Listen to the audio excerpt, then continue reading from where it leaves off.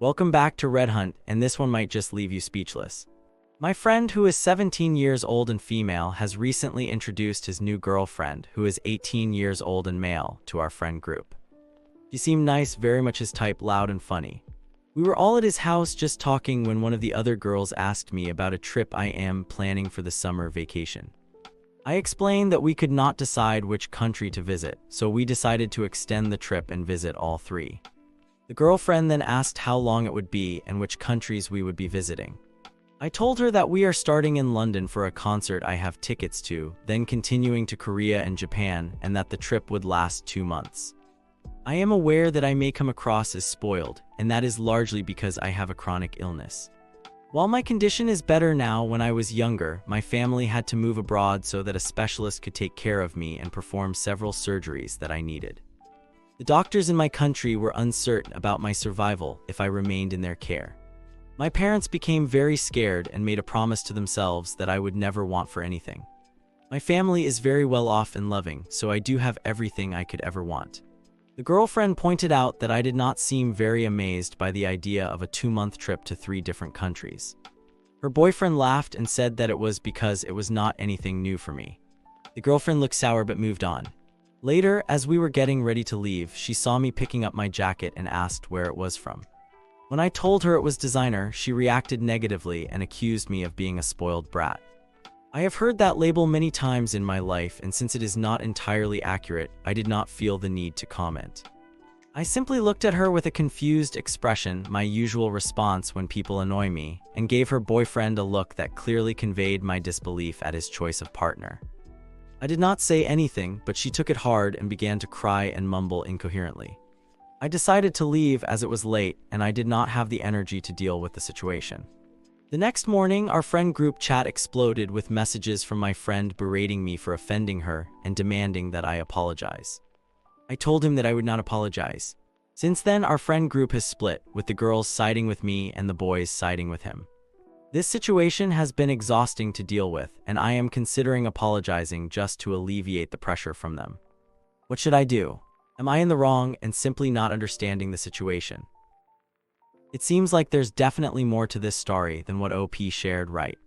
I mean, it's kind of odd for someone to blow up over holiday talk and a jacket brand without some context.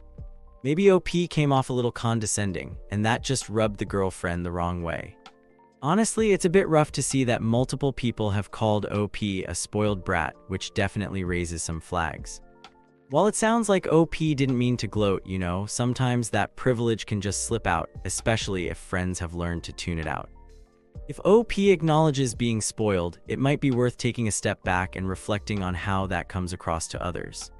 I mean, when you're talking about lavish trips, it's super easy for people to pick up on that underlying message about wealth. Little self-awareness could really go a long way here. Dialing it back might just help avoid more awkward confrontations in the future. Am I the jerk for asking my partner to delete Instagram? I have been dating my boyfriend for about a year. We love each other a lot and are best friends, but we have ongoing issues with how he uses Instagram. In the past, he has liked breakup reels about heartbreak, emotionally ambiguous quotes, and pictures from other girls that made me feel confused and hurt in our relationship. These have led to countless arguments. He seems to have understood that liking pictures of attractive people is not acceptable, but he struggles to understand why liking breakup reels or emotionally charged content publicly is harmful. We had several conversations about it, and he acknowledged that it had impacted my trust. Eventually, we agreed that he would delete the app temporarily until we could have a proper discussion about it. This was not meant to be a punishment. Rather, it was because it had become a recurring source of conflict and emotional pain for me. He agreed and said he understood. Recently, he expressed a desire to re-download Instagram because he heard that a friend from college was trying to message him there and did not have his phone number. I agreed in the moment, but later that day, I felt overwhelmed. I told him I was not comfortable with him keeping the app installed, even temporarily, because it has become triggering for me. I asked him to delete it again and explained my reasons. Instead of responding with understanding, he became defensive and frustrated. Although he stated he would only use the app for messaging purposes and that I needed to trust him not to like random content or scroll through it, I felt that this was simply an excuse to download the app again. He told me I was making a big deal out of nothing. When I asked why he could not just delete the app and message his friend another way, or at least have the app installed temporarily to inform his friend to text him, he continued to push back. I expressed that it hurt to see him fight so hard for an app that I have clearly told him makes me feel unsafe. Eventually I said, fine, keep it. Do whatever you want. I'm tired, and I shut down emotionally. Now I am wondering if I overreacted or was being controlling. I know I can be sensitive, but to me, this situation is not about micromanaging. It is about respecting an agreement and acknowledging how much this issue has hurt me in the past. So, am I the antagonist for asking him to delete Instagram until we have sorted out our issues, even though his reason for re-downloading it was valid? Honestly, it sounds like there's some tension over social media likes, and that kind of makes sense. I mean, it's a bit controlling to demand that he uninstall Instagram, especially since it's such a common app. If you're watching every like he makes, it might signal some trust issues that really need to be addressed. It's totally okay to have boundaries, but asking him to delete an app could backfire, you know. If he starts liking those thirst traps again, then sure, it's fair to have a conversation. But maybe give him a chance to improve without all that pressure. Trust is key in any relationship, and it seems like there might be a disconnect here. If you both love each other, then open communication could really help clear things up. Just remember, relationships are about compromise, not power moves. Am I the jerk for not grading papers finals as a professor's grader? I currently work part-time as a grader at a university. This role is different from that of a teaching assistant. As a grader, I do not interact with students, do not teach sections, and strictly grade student materials based on the professor's rubric. The professor I work for is very busy.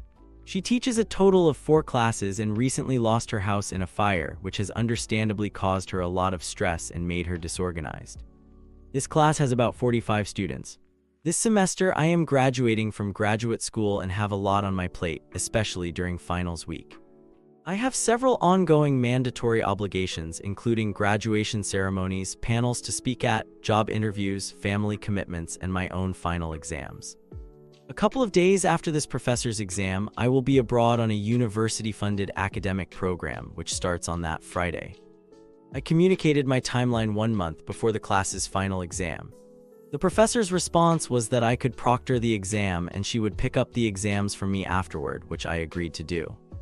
1 week before the final exam, she asked me to grade 2 different projects and inquired whether it was feasible to complete them before the exam date. I informed her that I could certainly finish one before the exam, but I would likely not be able to complete the second one. She said this was acceptable and that I could grade the second item after the exam. However, I only have a 2-hour window to grade right after the exam, otherwise I will be occupied with my graduation or traveling. I communicated this limited availability to her, reminding her of my timeline from a month ago. I managed to grade all of the first item before the exam date. The professor then expressed confusion regarding my grading commitments, stating that she was under the impression I would finish grading all the essays and then rush to grade all the final exams before I left. This left me confused because she did not explicitly ask me to grade the final exams. She asked me to proctor the exam and said she would pick them up. There was no communication about rushing to complete all items in the last week. In my opinion, if she wanted them done, she would have provided the grading rubrics as she usually does, but she did not. She expressed frustration that I would not be able to grade the second item or the final exams using passive-aggressive language. She mentioned that grading cannot be split between people because it must be done under the same criteria and conditions. I did not know this beforehand, but I understand the reasoning behind it. This situation seems to be a result of miscommunication and misunderstanding. Should I have interpreted her intentions better? For context, I am autistic, which makes it challenging for me to function based on assumptions and unclear instructions. Am I the one in the wrong? For real though, you did the right thing. It sounds like the professor might be misremembering what you both agreed on. You clearly laid out your availability and what you could handle, so there's really no reason for her to be feeling some type of way. I mean, graders usually don't have a set expectation to grade everything, especially not finals, so it's a bit wild for her to ask that of you. Just stick to what you agreed on and don't let this ruin your graduation vibe. A simple response like, "I can't take on grading, but I can proctor and deliver the papers," should clear things up. If she keeps pushing, it might be worth mentioning it to the administration for professionalism. Remember, your graduation commitments come first. Am I the jerk? I got something off my chest toward my cousin that I've wanted to say for years. I have two cousins I used to be close to during childhood. We are all over 40 now and have not been close for more than 20 years.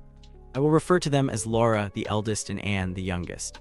Several years ago, my eldest cousin Laura called me out on my social media page for something I posted. We both had very polarizing views on the topic, and she made it seem as though I was completely out of line for expressing my thoughts, which contradicted her mainstream view on my own page. It seemed like she had built up animosity toward me over something she had never discussed with me. We had not had any major falling out, but we were not close since childhood. I believe her interaction was an attempt to put me in my place and sever ties. The last time I saw Laura was at a funeral in 2016, where she spent her time glaring at me with a friend while I talked with someone else she was close to. Nothing was ever vocalized, it was just passive-aggressive behavior. The following year, she snubbed me by not attending my youngest child's meet and greet, even though her own mother brought her grandson, who is Laura's only child, to the gathering. My aunt and her sister Anne attended, and the atmosphere was noticeably tense. I have not seen them in person since that event in 2017. At the time of my social media post in 2020, Laura unfriended me after a brief exchange. I felt relieved. I do not need people who watch me with disdain. Mother's Day came up this year, and I made another polarizing post about the holiday. My youngest cousin Anne responded, stating that I was shaming people and being judgmental. I informed her that the internet, including my page, is not her safe space. I told her that if she feels a personal sense of shame about something she read online, I could not help her. I reminded her that everyone judges to some extent, even her. When I addressed her, I pointed out that her only contributions to my social media page were critiques or criticisms, with no positive engagement at any other time. I indicated that people notice this behavior, in case she was unaware. I suggested that perhaps she simply does not like my page, and that is perfectly fine. We are not close, and that is the reality of our relationship. I honestly felt vindicated saying it. It needed to be said for years. I will not tiptoe around others for fear of offending them. If someone does not like me, they can use the unfollow or delete button. So am I the antagonist? If you post strong opinions online, expect people to react. I mean, that's just how social media works. Acting shocked when folks disagree. Yeah, that's a bit naive. You can definitely share your views, but don't be surprised if others want to argue back. Honestly, it seems a bit immature to stir up drama and then complain about it. If the comments are bothering you, maybe think about deleting them instead of fueling the fire. And at 40 plus, it's really time to step away from the online drama. People won't treat your feed like a safe space unless you set those boundaries. Just remember, you can voice your thoughts, but so can everyone else. Aitah for forgetting Mother's Day and wanting to take my gift back. This past Sunday was Mother's Day. An 18-year-old male thought it was next week. It was an honest mistake. I have attention deficit hyperactivity disorder, and remembering dates and times has always been challenging for me. Even my own birthday can slip my mind unless it is a milestone or someone reminds me. My mother, who is 51 years old, understands this, as she has witnessed my struggles throughout my high school career, which ends on the 20th of this month. She knows that my ADHD leads to severe time blindness and date mix-ups, usually causing me to think events are later than they actually are. I always feel awful whenever this happens. The problem arose last night when she came home from work. She quickly expressed her disappointment about me forgetting Mother's Day. As I mentioned, I thought it was next week and had not started working on the gift I planned to make for her. I was worried about hiding it and her possibly finding it. She told me how terrible it was that she had to explain to others that I forgot. I immediately panicked when I realized my mistake and apologized, explaining that I thought it was later in the month. She would not listen to my explanation and started listing reasons I should have known the date. First, I have it in my calendar, which is true. However, for some reason, I did not receive a notification, even though I had set reminders for a week before, 2 days before, and the day of. Second, I had been in Target the Saturday before and noticed they had holiday items displayed. This is also true, but Target puts up holiday decorations for the entire month, and I was in Target with a boy I like, who is now my boyfriend, which she also knows. She then made hurtful comments such as, "I shouldn't be surprised since it's you, and I don't know why I expected anything else from you." I explained that I did not intend to be cruel and genuinely mixed up the dates, and I started tearing up because of how bad I felt and how she was speaking to me. She continued with a mini rant, acting as if I never do anything for her or always forget important things. Just last year, I worked tirelessly on a handmade gift for her birthday. I spent a total of 11 hours on it, not counting the 2 days I spent perfecting the concept. She is now trivializing that gift and claiming it was something she bought for herself because she purchased the clay. This is because I cannot drive and do not have a job, as she has stated she does not want to drive me to potential employment. She is ignoring all the thought and effort I put into that gift, which was a physical manifestation of my love for her. I was so dedicated to ensuring every detail was perfect that she had to negotiate with me to get me to go to bed while I was working on it. Now she is devaluing it and treating it as if it is meaningless. This reaction makes me want to take the gift back if she is going to treat it like she does not want it. I want her to recognize how needlessly cruel she was about a genuine mistake that seemed to upset me more than it upset her. So am I the antagonist for forgetting Mother's Day? Would I be the antagonist if I took back the gift to show her how much it hurt? Hey there.